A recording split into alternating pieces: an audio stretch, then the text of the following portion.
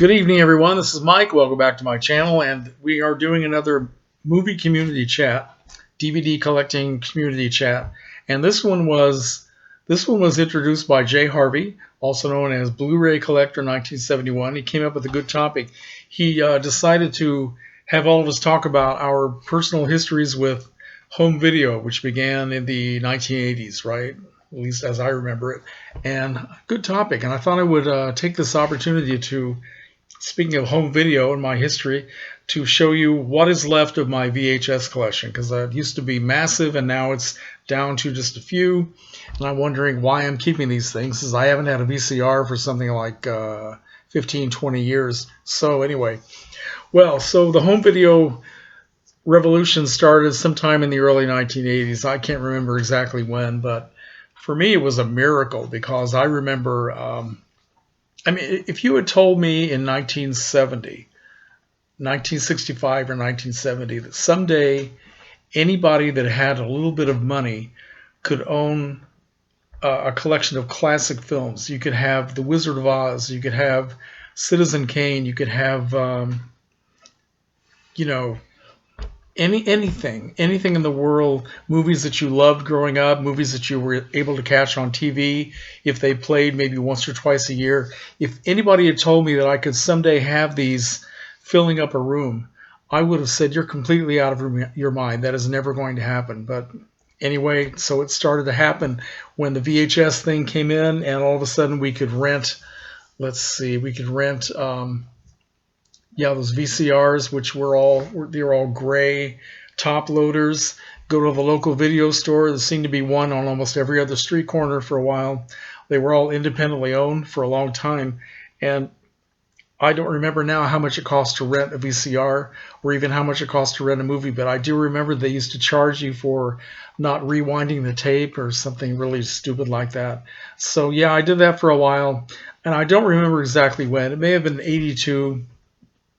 Yeah, I think it was sometime in 1982, maybe 81 or 82. And then shortly after all that got started, I bought my first VCR. I bought it at JCPenney's, and it has the JCPenney brand name on it. And of course, it's made by one of the electronics companies, but I don't remember which one. But they put the JCPenney label on it, and it cost me $545. And a top loader, remember, can only do one thing, and so I kept that for quite a while. It didn't have a remote, and I was very happy to have it. And then bought a few other. That eventually died. That was the two-header. Remember? Yeah, the early ones were all two heads. Later on, it was four heads because it had a better quality. Blah blah blah. So yeah, and my last VCR died maybe 15, 20 years ago. I really can't remember. Always intended to get another one and never got around to it. Then suddenly they were just gone from the shelves. I wish I had picked up one of those combination DVD and VHS machines that they were selling at Walmart for quite a while. I always intended to do that. I never thought that they would just completely disappear from the shelves.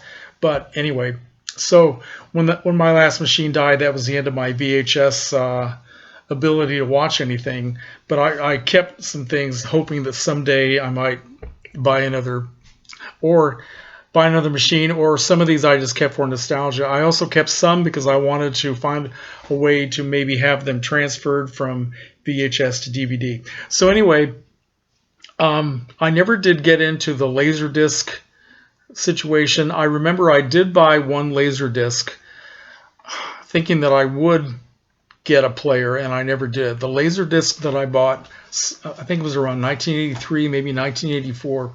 I went up to Chicago and I found a copy of it was called Elephant Parts by Michael Nesmith of the Monkees. He was in the early days of music videos, and he made this compilation of videos, and they were kind of funny, which I saw them on TV somewhere, and I thought this would be kind of fun to start out with. But I never got around to buying any other laser discs, and I never even played it because I never had the player to put it on, and that just passed me by. I kept that stupid thing in my collection for years for no reason at all, and I kept it with my record albums because it looks like a record album.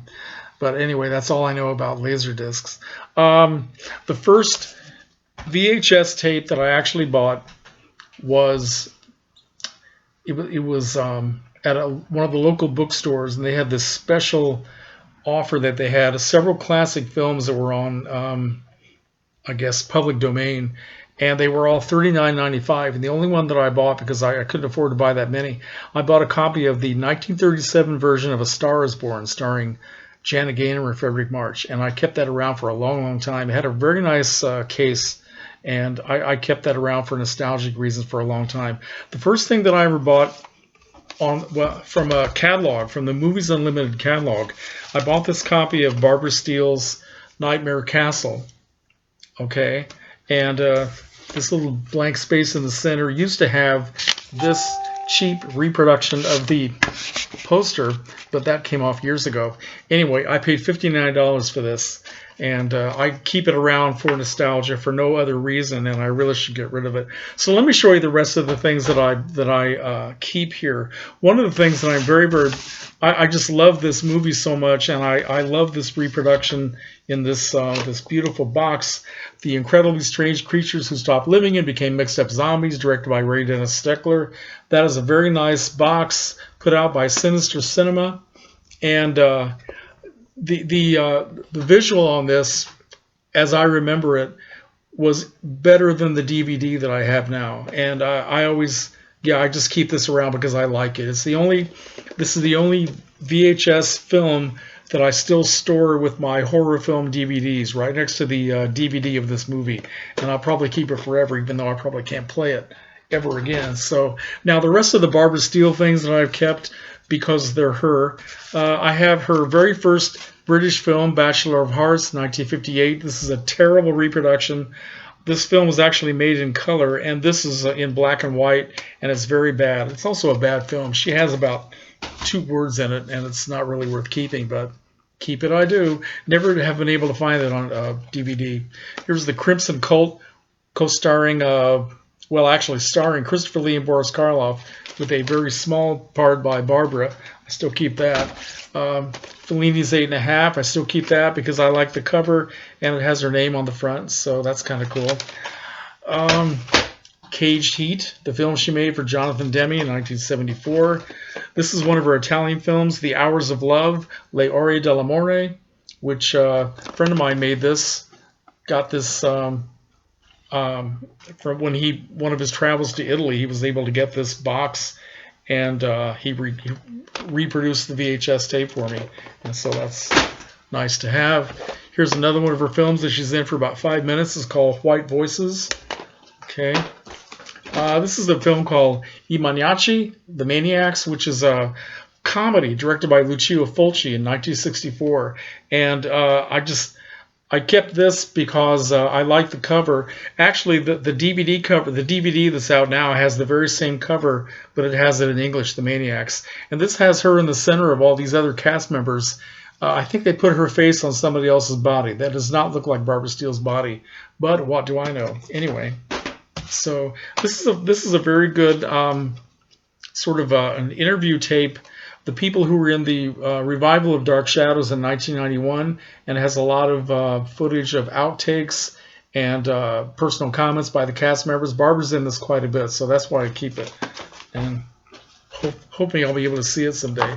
This is a German film that she made in the 1990s. It's called Tief oben, which means deep above, and it's actually a very interesting little film. It's never come out on DVD. At least I've never been able to find it. So this is the episode she did from the Secret Agent TV show back in the 1960s. In England, it's called Danger Man, and she was in one episode, and I have that here. So very kind of fun. This is, what is this? Oh, this is the episode of Night Gallery that she did back in 1971 or 72.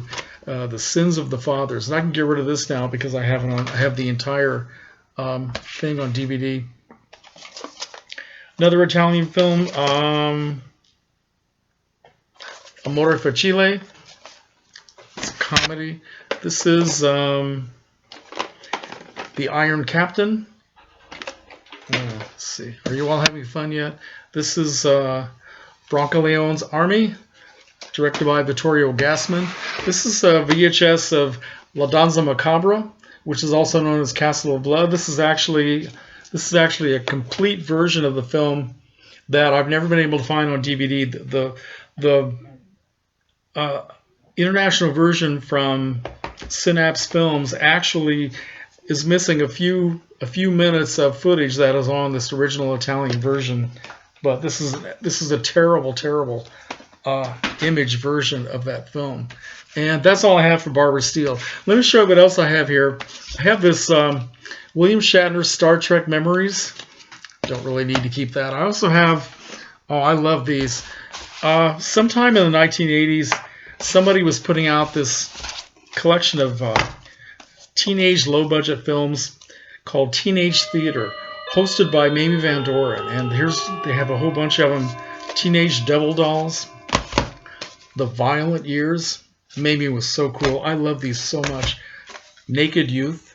Here's Mamie on the back. As she looks in all these things. High School Caesar, which I have on DVD. John Ashley. And Teenage Confidential. Okay, these are so much fun. All right.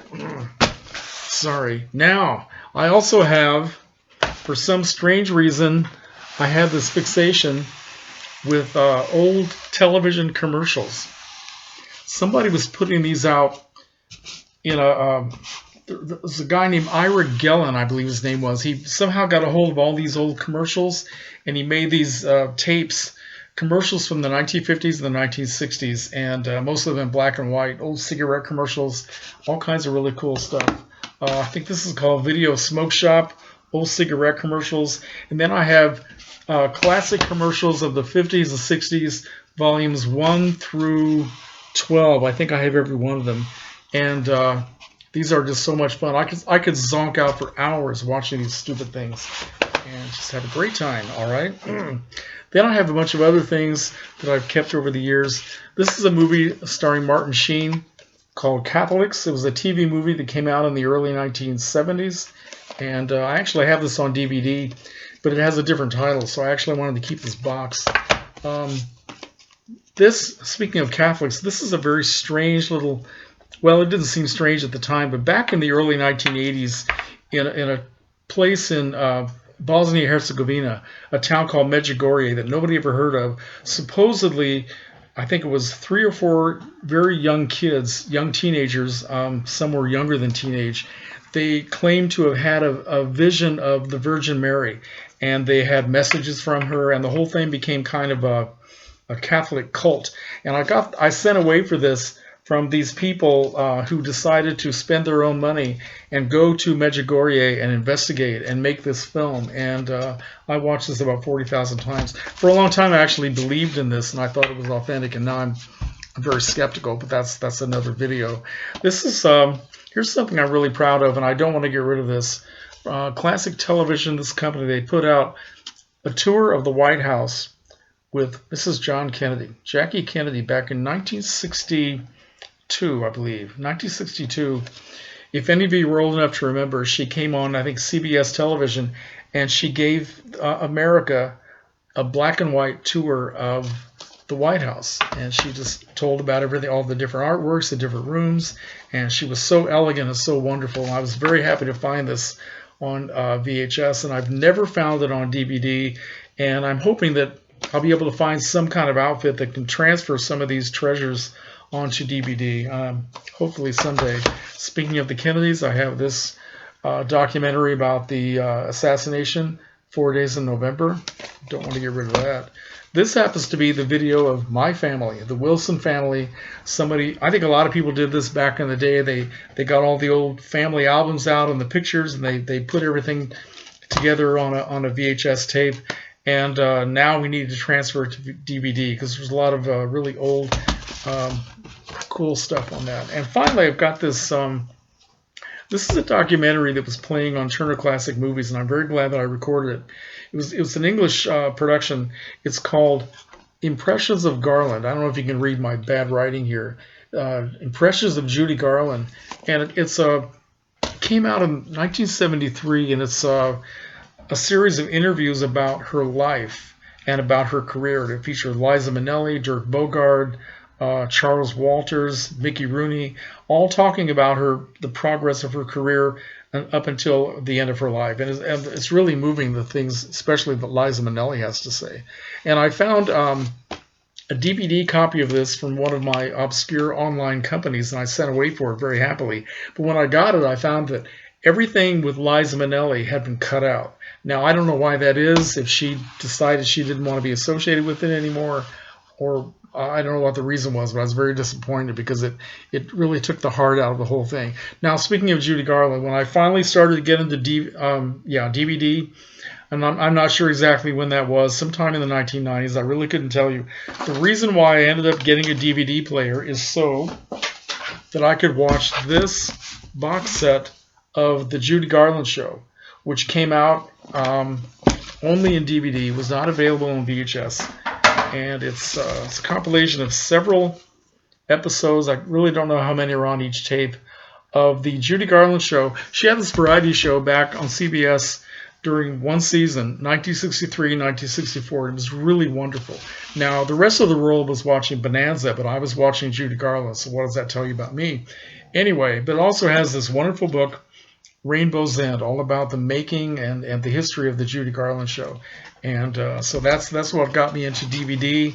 And the rest is history. And it's 16 minutes, and I'm sure you're sick of this. Thank you for watching. Comments are welcome. So tell me about your history of home video. Good night.